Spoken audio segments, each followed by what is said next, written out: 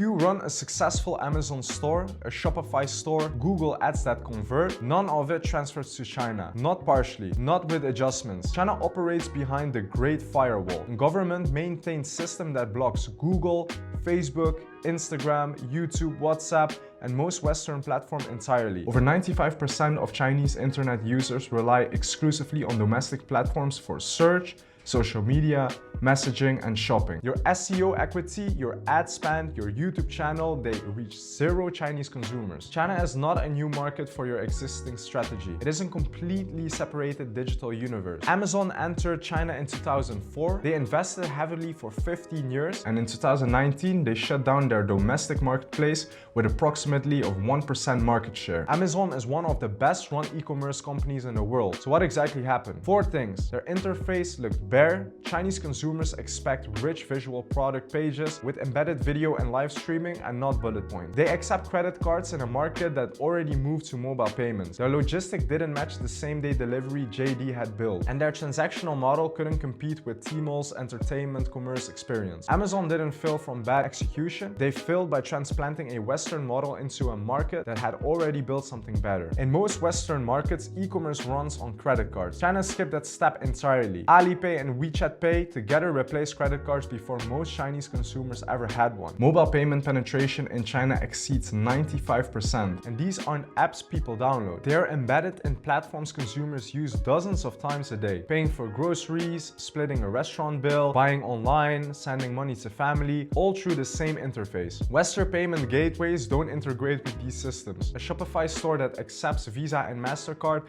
is functionally useless for reaching Chinese consumers, so full stop. Google market share in China is effectively zero, but it goes further than that. Chinese consumers increasingly don't use a general search engine at all. They search directly within the platforms that they already trust. Looking for skincare? Search within Tmall and Little Red Book. Looking for good recommendation? Search within Douyin. Little Red Book has become the primary discovery platform for lifestyle and consumer products. Part Instagram, part Google reviews, where the purchase journey actually begins. Your Google SEO strategy and your Google Ads campaign generates zero visibility in China. You need an entirely different discovery architect built from scratch. None of your existing social channels reach Chinese consumers. WeChat has over 1.3 billion users and combines messaging, payments, mini programs, and social posting into one app that people live inside all day. Little Red Book has over 300 million active users, and it is where purchase decisions get made for beauty, health, and lifestyle products. Douyin has 700 million daily active users and has integrated e-commerce directly into short video and live streaming. Consumers buy products without leaving the feed. There's no Western equivalent for any of these. Starting in China means building a brand presence from zero on platforms that you have never used, with content formats, algorithms, and advertising systems that operate by entirely different rules. On Tmall, most consumers message the store before buying. Not after, but before. They ask about ingredients, sizing, shipping time, product sourcing. Stores are expected to reply within 30 seconds during business hours, and your response rate has to stay above 90%. Because if it drops, your search ranking drops with it. Post-sale is just as demanding. 7-day no-reason returns are standard. Disputes resolve in consumers' favor, and review culture is more active than anywhere in the West. For brands use email-based support within 24 hours response windows, this is one of the biggest operational shocks. You need a trained Chinese-speaking team,